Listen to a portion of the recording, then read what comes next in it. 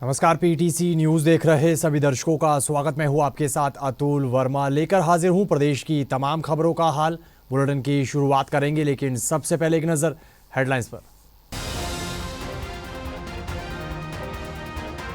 यमुनानगर के कस्बा साडोरा में घने कोहरे के कारण बड़ा हादसा। सामने से आ रहे ट्रक से टकराई मोटरसाइकिल, 2 लोगों की मौत, 1 युवक घायल। खनौरी बॉर्डर पर किसान नेताओं ने की प्रेस कॉन्फ्रेंस, भाजपा पर साधा निशाना। कहा, मन की बात करने वाले पीएम मोदी किसानों के मन की बात नहीं समझते। कांग्रेस के पूर्व विधायक शमशेर गोगी ने अपनी ही पार्टी के प्रदेश अध्यक्ष पर बोला जुबानी हमला। पूर्व सीएम भूपेंद्र सिंह हुड्डा पर भी कसा तंज। हरियाणा भाजपा के अध्यक्ष के मामले में गवाह नंबर 2 ने भी मामले को बताया मनगढ़ंत। कहा, मेरे सामने नहीं हुआ कुछ भी आपत्तिजनक। और हरियाणा मानव अधिकार आयोग के चेयरमैन जस्टिस ललित बत्रा ने कुरुक्षेत्र जिला कारागार का किया औचक निरीक्षण। जेल प्रशासन को दिए जरूरी निर्देश।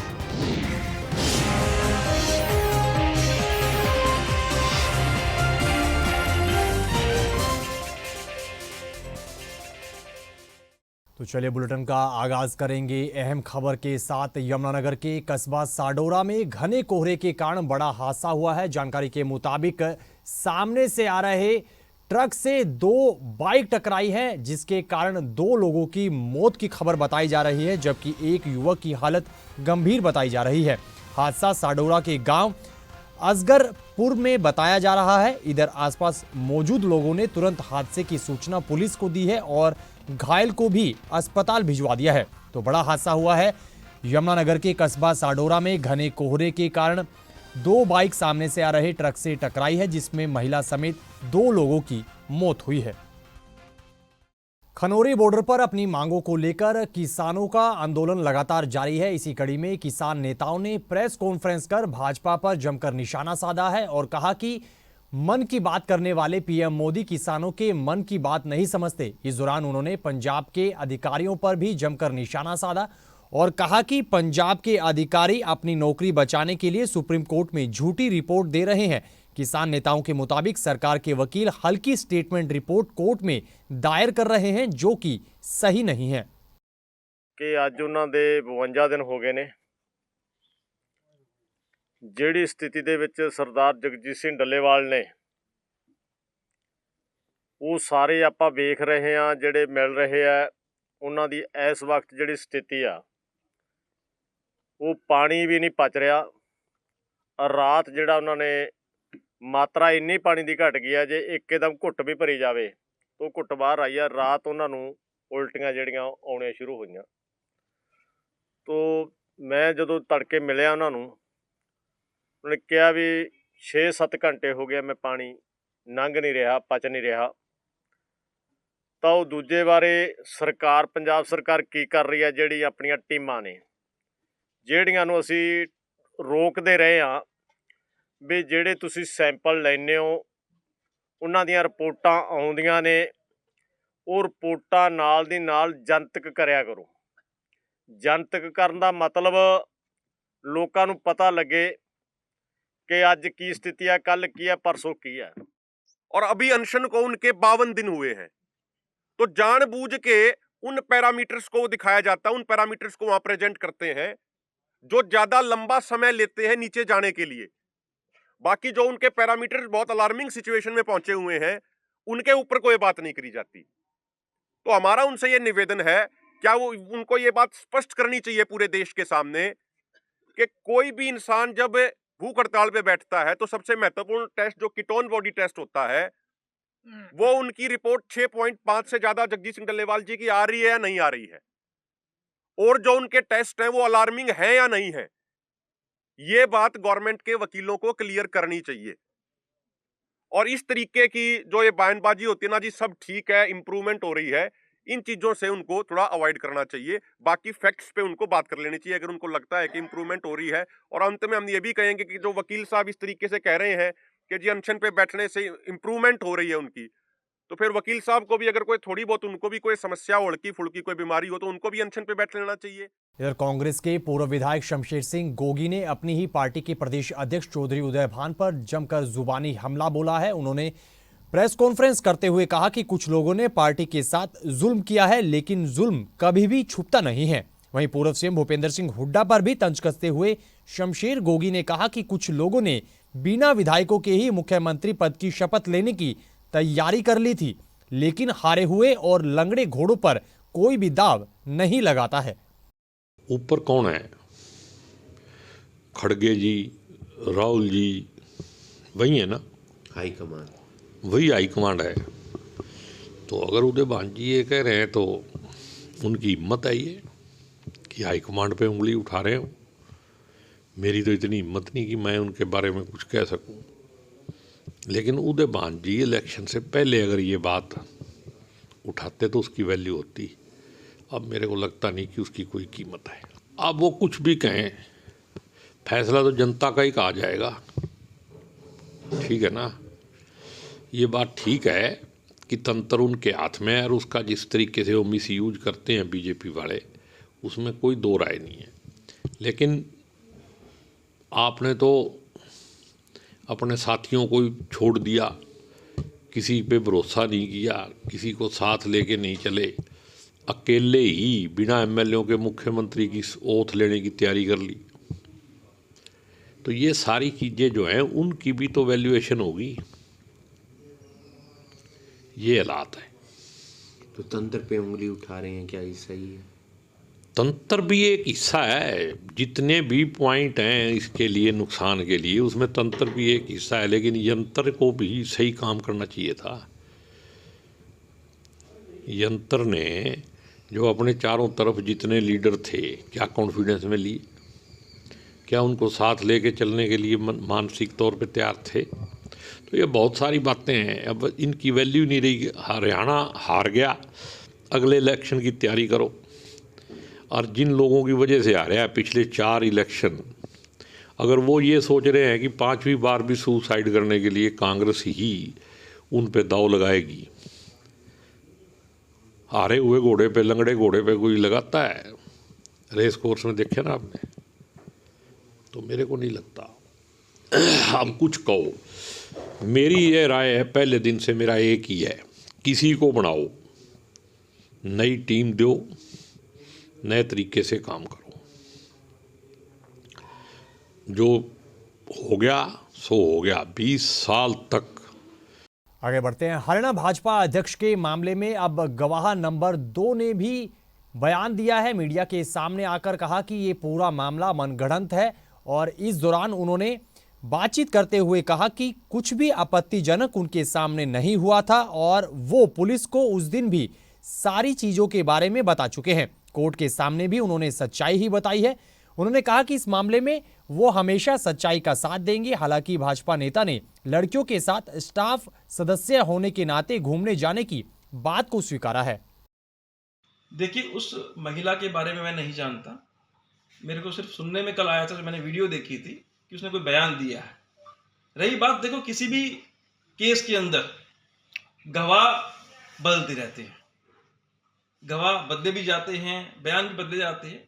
लेकिन मेरा मानना कहीं ना कहीं जो पुलिस अपनी इंक्वायरी करेगी, सच्चाई सामने उसी में आएगी। देखिए, राजनीतिक षड्यंत्र है या नहीं है, ये आने वाला वक्त बताएगा। और जो जांच चल रही है पुलिस की, वो बताएगी वो सच है या झूठ है। और रही बात जो ये बातें सुनने में आ रही हैं टिकटॉक को लेकर के, ऐसा करके, तो मैं एक बात बता दूं आपकी सोशल मीडिया के माध्यम से आम जन को भी, अमित बिंदल का अगर कहीं सहयोग होता इस पूरे मामले के अंदर, तो लोकसभा चुनाव में करता, विधानसभा चुनाव में करता। अब पुनः चुनाव आने वाले हैं, तो अमित बिंदल ने राजनीति अपने दम पे करी या अपने पैसे से करी? अच्छा सर, एक लास्ट क्वेश्चन है। स्पष्ट रूप से आपका कहना यही है कि आपके सामने ऐसी कोई घटना होटल में नहीं हुई? मेरे सामने, बिल्कुल आपने ठीक कहा, मेरे सामने ऐसी कोई घटना नहीं घटी है। और यही बात मैंने बयान वहां पर भी दिया है और यही बयान मेरे आखिर तक रहेंगे।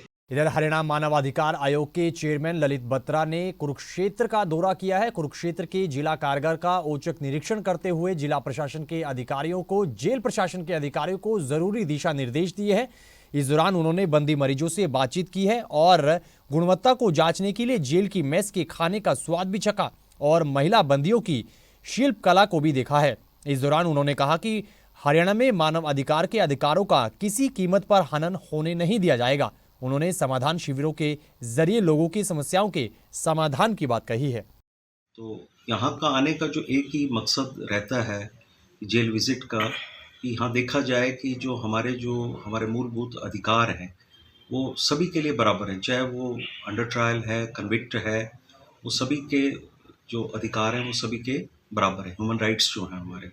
तो उस बारे में यहाँ देखने के लिए आए थे। तो यहाँ देखा कि जितने हमारे जो इनमेट्स हैं उनके लिए रहने के लिए बहुत अच्छी सुविधाएं हैं, उनके खाने के लिए, उनके रहने के लिए सब कुछ बहुत अच्छी सुविधाएं हैं। जैसे विमेन सेल में भी जाके देखा तो वहाँ जो हमारी जो महिला बंदी हैं उनको जो वोकेशनल ट्रेनिंग्स दी जाती है, जिससे कि वो अपना जो जितना जो यहाँ का जो उनका समय है जेल का, वो बाहर जाकर अपना कोई ना कोई वोकेशन को अडॉप्ट करें।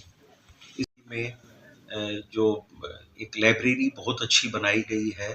लाइब्रेरी के अलावा यहाँ पर एक रेडियो जॉकी का भी रूम है, और जिसमें कि सुबह और शाम जो भजन स्पिरिचुअल सॉन्ग्स चलाए जाते हैं। खबरों में आगे बढ़ेंगे, अगली खबर का जिक्र करेंगे। हरियाणा के अलग अलग जिलों में जिला अस्पतालों में डॉक्टर्स और स्टाफ की कमी से जुड़े सवाल को लेकर पीटीसी न्यूज ने स्वास्थ्य मंत्री आरती राव से बातचीत की है। इस दौरान उन्होंने क्या कुछ कहा है, सुने।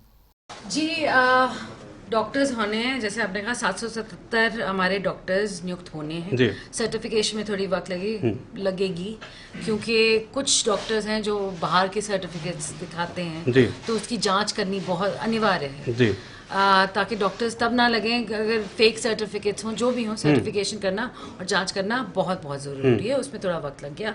जनवरी के एंड तक आपको नए डॉक्टर्स नियुक्त हो जाएंगे। और साथ साथ मैं ये कहूँगी कि आपने ये पूछा था कि बहुत से ज़िले हैं जहाँ पे ज़्यादा ज़रूरत है और कुछ जहाँ कम है। ये नंबर 777 तभी पे पहुँचे थे ये देख के कि कहाँ सबसे ज़्यादा डॉक्टर्स की ज़रूरत है और कहाँ कम है, पूरे हरियाणा को मेल जोल कर। तो ये 777 और आगे चलकर अगर और भी डॉक्टरों की ज़रूरत पड़े तो हम और भी डॉक्टर्स नियुक्त करेंगे। जी, अगर सरकारी डॉक्टर और प्राइवेट डॉक्टर की मैम तुलना करें सैलरी की, तो प्राइवेट डॉक्टर्स को सैलरी अच्छी खासी मिलती है और कहा जाता है कि जो सरकारी डॉक्टर्स हैं उनका पैकेज कम होता है। क्या कैबिनेट में इस तरह का कोई डॉक्टर्स का विषय रखा गया? क्या मंत्रालय इस पर भी अध्ययन या चिंतन कर रहा है? पहली बात तो मैं बोलूंगी कंपैरिजन करना गलत है कि प्राइवेट प्रैक्टिस, कुछ लोग हैं जो प्राइवेट प्रैक्टिस का खोल ही नहीं पा रहे, उनको पैसे मिल ही नहीं रहे।